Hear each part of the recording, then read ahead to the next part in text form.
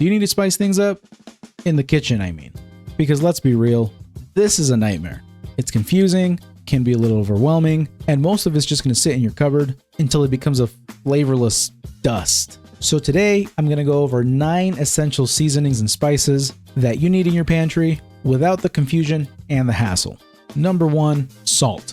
This is by far the most essential seasoning that you're going to need. But why? Doesn't it just make things salty?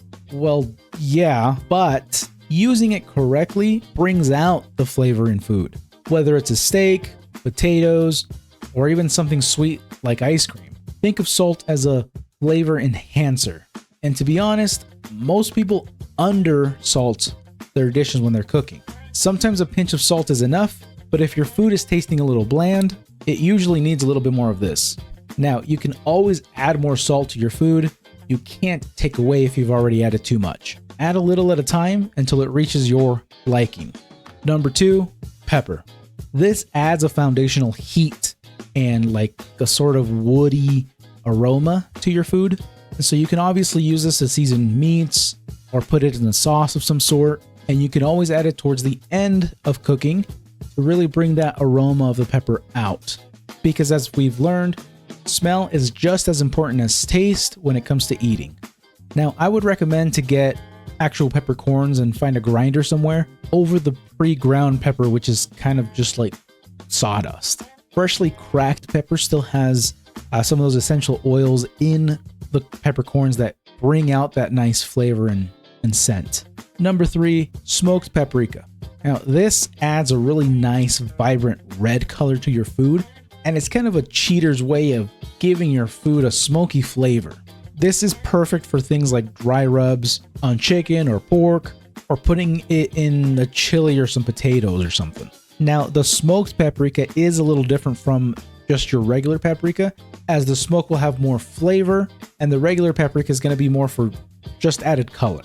And if you didn't know, paprika is just dehydrated bell peppers that have been ground down to their powdered form. Number 4, cayenne pepper. This is where you can start controlling how spicy you want your food. Unlike black pepper, which is more of a scent or aromatic kind of spice, cayenne pepper provides a nice, sharp, spicy kick to your food. Now, if you are someone who struggles with spicy food, I would recommend to stay away from this one. Now, if you want to try it and you're still a little sensitive to the heat, you can try adding a little bit to your food at a time. You can always add more heat later.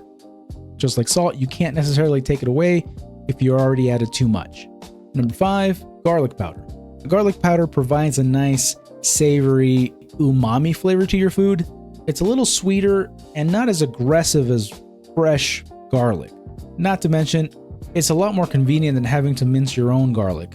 Now, this is perfect for things like dry rubs, breading, or really anything where you want a garlic flavor in without the risk of burning garlic or overpowering your dish with garlic flavor. And you can pretty much put this in almost anything, from simple chicken recipes to Mexican and even some Chinese inspired cuisines. Number 6, onion powder. Now, the fancy chefs on YouTube aren't going to be using onion powder or garlic powder because they're using fresh ingredients to flavor their food. They mince their own garlic, they cut up their own peppers, they chop up their own onions, but they have time for that.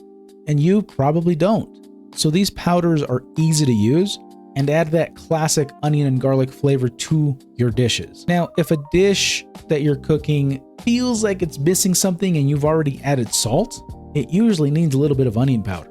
It tends to bridge gaps between other spices. Number 7, cumin. This is a really earthy spice. It has a warm, nutty aroma to it that is essentially the backbone to many Mexican, Middle Eastern, and Indian dishes. This is essential for things like taco meat or hummus, which the taco seasoning that you buy at the store, that's mostly made up of cumin. When you open that bag of taco seasoning and you pour it on your taco meat, that smell, that aroma, that you know what I'm talking about, that's cumin. Number 8, garam masala. This is kind of cheating because it is a blend of spices. It isn't just one spice or one seasoning, but adding this seasoning to your dishes elevates your food and adds like an exotic type of depth to your cooking. Now, this has become one of my favorite mixes of spices to use recently because it has such a unique flavor and it gives such a unique smell and feel to your dishes. Now, this spice is perfect to add to dishes that require a lot of cream, like a buttered chicken or a tikka masala. And this blend of spices is heavily used in a lot of traditional Indian style cuisine. Number 9, oregano. Okay, we're kind of moving into herb territory, or herbs if you're not from the US, but oregano has a very nice aroma to it. I don't know how else to explain it, but it gives kind of that classic pizza shop or a classic Italian American style of food. But before tossing your oregano into the pot or your dish, even the dehydrated leaves, you can actually rub them in between your hands, and with the friction and heat from your hands, it'll release oils that the oregano leaves have, which will add a nice flavor and a nice aroma to your dish. Now remember guys, this is just a list of really simple and essential seasonings and spices that you need in your pantry. It's not super fancy. Over time, as you expand your knowledge and you expand your experience, your arsenal of spices will grow. For now, just stick to these simple 9 seasonings until you feel more comfortable using them. Most dishes will taste great using these simple ingredients. And don't be afraid to experiment.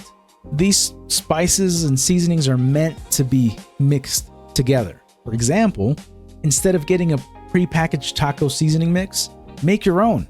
You're going to need salt, pepper, cumin, onion powder, garlic powder, and potentially cayenne powder if you want it a little spicier. Oh, and one more tip before I wrap this video up. Make sure that the lids of your jars of your seasonings are on there tight, because the last thing that you want is to pour that entire jar of seasoning all over your food. You could also put all the seasonings that you're going to use into a separate bowl. That way you can add that seasoning to your food whenever you're ready. But that's going to wrap this video up.